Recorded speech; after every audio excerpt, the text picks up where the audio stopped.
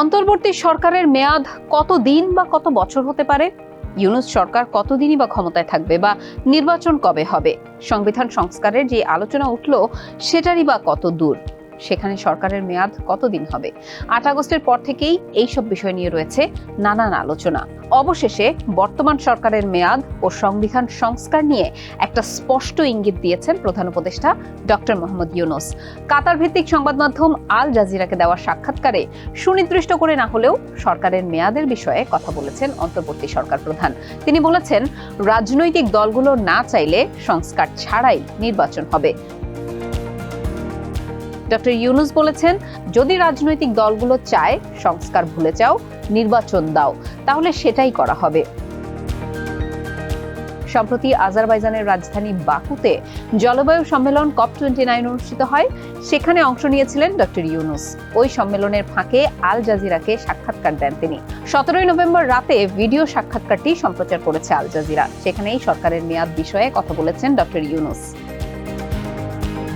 সাক্ষাৎকারে ইউনূস জলবায়ু পরিবর্তনের প্রভাবে বাংলাদেশ যেসব সংকট মোকাবেলা করছে সেগুলো নিয়ে কথা বলেন। পাশাপাশি বাংলাদেশে চলমান সংস্কার প্রক্রিয়া, নির্বাচন, পরিবর্তিত পরিস্থিতিতে কূটনৈতিক সম্পর্ক এবং যুক্তরাষ্ট্রের নবনির্বাচিত প্রেসিডেন্ট ডোনাল্ড ট্রাম্পের সঙ্গে সম্পর্ক নিয়েও কথা বলেন তিনি। আল জাজিরার পক্ষ থেকে ডক্টর ইউনূসকে প্রশ্ন করা হয়, বাংলাদেশে আগামী নির্বাচনের সঠিক সময় কখন হবে সেই বিষয়ে তার কোনো ভাবনা আছে কিনা। জবাবে তিনি বলেন, না, আমার মাথায় এমন কিছু এখনো নেই। এই সময় তার কাছে অন্তর্বর্তী সরকারের সময়সীমার বিষয়ে জানতে চাওয়া হলে ডক্টর মোহাম্মদ ইউনূস বলেন, আমরা অন্তর্বর্তী সরকার, আমরা স্থায়ী সরকার নই। নিয়মিত সরকার 5 বছরের জন্য হয়। নতুন সংবিধানে সরকারের মেয়াদ সম্ভবত 4 বছর হতে পারে, কারণ মানুষ সরকারের মেয়াদ কম চায়। সুতরাং এটা মেনে ডক্টর ইউনূস নেতৃত্বাধীন সরকারের মেয়াদ 4 বছরেরই কম হওয়া উচিত, এটা নিশ্চিত। এটা আরো কম হতে পারে। এটা পুরোটা নির্ভর করছে মানুষ আসলে কি চায়, রাজনৈতিক দলগুলো কি চায় তার উপরে। এরপর ডক্টর ইউনূসের কাছে সরাসরি সরকারের মেয়াদের প্রসঙ্গে জানতে চাওয়া হয়। প্রশ্ন করা হয়, তাহলে অন্তর্বর্তী সরকার প্রধান হিসেবে তিনি 4 বছর থাকছেন কিনা। জবাবে ডক্টর ইউনূস বলেন, আমি তা বলিনি যে 4 বছর, আমি বলেছি এটা সর্বোচ্চ মেয়াদ হতে পারে। তবে আমাদের উদ্দেশ্য তা নয়, আমাদের উদ্দেশ্য যত দ্রুত সম্ভব শেষ করা। সাক্ষাৎকারে সংবিধান সংস্কার ও সংস্কার কমিশনের প্রসঙ্গ উঠে আসে। এক প্রশ্নের জবাবে ডক্টর ইউনূস বলেন, পুরো সরকার ব্যবস্থা সংস্কার হবে। মানুষ নতুন কিছু চায়, সেখানে সব ক্ষেত্রেই সংস্কার হবে, এমনকি সংবিধানও সংস্কার হচ্ছে। দুটো প্রক্রিয়া একসঙ্গে চলছে, নির্বাচনের প্রস্তুতি এবং সব সংস্কার শেষ করার প্রস্তুতি। নতুন বাংলাদেশ শুধু নির্বাচনের মধ্যেই সীমাবদ্ধ নয়।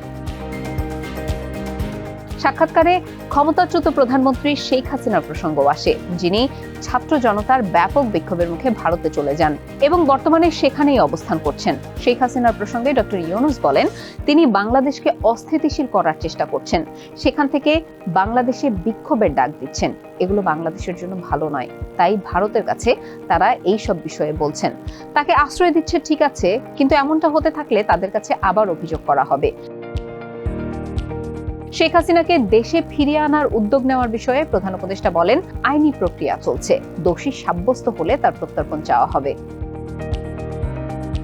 নবনির্বাচিত মার্কিন প্রেসিডেন্ট ডোনাল্ড ট্রাম্পের সঙ্গে ডক্টর ইউনূসের সম্পর্ক নিয়েও বেশ আলোচনা চলছে বিভিন্ন মাধ্যমে। সাক্ষাৎকারে ইউনূস জানিয়েছেন, ট্রাম্পের সঙ্গে অতীতে কখনোই কথা হয়নি তার, তাই ব্যক্তিগতভাবে ট্রাম্পের সঙ্গে তার কোনো সমস্যা নেই। তবে যুক্তরাষ্ট্রের ডেমোক্রেটিক পার্টির মতো রিপাবলিকান পার্টিতেও তার বন্ধু আছে। সাক্ষাৎকারের উপস্থাপক বলেন, আপনি নিশ্চয়ই জানেন, মার্কিন নির্বাচনের আগে ট্রাম্প তার মতে বাংলাদেশের সংখ্যালঘুদের সঙ্গে যে আচরণ করা হচ্ছে তার নিন্দা জানিয়েছেন। এই প্রসঙ্গে ডক্টর ইউনূস বলেন, এটা বেশিরভাগই অপপ্রচার বা প্রোপাগান্ডা। এটা সম্পূর্ণ ভিত্তিহীন অপপ্রচার, এটা দুর্ভাগ্যজনক। এই অপপ্রচারের বেশিরভাগই ভারতীয় দিক থেকে আসা। সম্ভবত এই উত্তেজনা জিইয়ে রাখার জন্যই এটা করা হতে থাকতে পারে, কিন্তু বাস্তবে এর কোনো অস্তিত্ব নেই। হিন্দুদের সবচেয়ে বড় পূজা হাজার হাজার স্থানে উৎসব মুখর পরিবেশে কোনো অঘটন ছাড়াই উদযাপিত হয়েছে। এক পর্যায়ে উপস্থাপক প্রশ্ন করেন, শেখ হাসিনা অভিযোগ করেছেন তাকে ক্ষমতাচ্যুত করার পেছনে যুক্তরাষ্ট্রের ভূমিকা ছিল। বাইডেন প্রশাসন এই অভিযোগ অস্বীকার করেছে। এই বিষয়ে আপনি কি মনে করবেন? উত্তরে প্রধান উপদেষ্টা বলেন, আপনি বাংলাদেশে অবস্থান করলে এমনটা ভাবতে আপনাকে পাগলাটে হতে হবে। শিক্ষার্থীরা রাজপথে বিক্ষোভ করেছেন, প্রাণ দিয়েছেন। যখন মব বা উচ্ছৃঙ্খল জনতা সব দিক থেকে শেখ হাসিনার বাসার দিকে যাচ্ছিল, তখন তার পরিবারই তাকে পালাতে বলেছে, কারণ অন্যথায় মব পুরো বাড়ি দখল করে নেবে। এই পরিস্থিতিতে দেশ থেকে বের হতে সহায়তার জন্য শেখ হাসিনা সেনাবাহিনীকে ডেকেছিলেন, আর সেনাবাহিনী তাকে দেশ থেকে বের হতে ভারতে চলে যেতে সহায়তা করেছিল। এভাবেই বিষয়টি ঘটেছিল। এটা ছিল শিক্ষার্থীদের আন্দোলন, আর তাতে দেশের সব মানুষ যোগ দিয়েছিল। উপস্থাপক বলেন, ঘটনা যখন ঘটলো তা কি আপনাকে অবাক করেছিল, কিংবা আপনি কি ধারণা করতে পেরেছিলেন যে এমন কিছু একটা ঘটতে যাচ্ছে? এই প্রশ্নের জবাবে ডক্টর ইউনূস বলেন, প্রথমত আমি তখন দেশে ছিলাম না, তাই ঘন্টায় ঘন্টায় কি ঘটছিল তা আমি জানতে পারছিলাম না। গণমাধ্যমে যা আসছিল আমি শুধু তাই জানতে পারছিলাম। আমি চূড়ান্ত ফলাফল জানতে পেয়েছিলাম, কারণ আমাকে সরকার গঠনের জন্য আমন্ত্রণ জানানো হয়েছিল। আমাকে ফোন করে বলা হয়েছিল, আমরা আপনাকে সরকার গঠনের জন্য আমন্ত্রণ জানাই। এই পরিস্থিতিতে দেশে 3 দিন সরকার ছিল না, কারণ আমি দেশে ছিলাম না।